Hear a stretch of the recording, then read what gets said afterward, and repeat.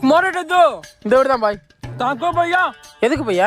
कान line problem सोनुचु line ப்ராப்ளமா? இங்க வந்ததுலேருந்து இங்க லைஃபே ப்ராப்ளம் தான்டா. ஏங்கடா நீங்க எல்லாம் ஈரோடு, திருப்பூர், கோயம்புத்தூர் அந்த லைன்ல தானடா போனீங்க. எப்ப இந்த லைன்ல வந்தீங்க?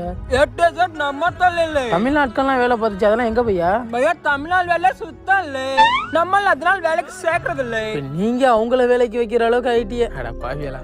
ஒரு காலத்தில் 400 ரூபா சம்பளம் வாங்கினவங்க இன்னைக்கு முதலாளியாக இருக்காங்க.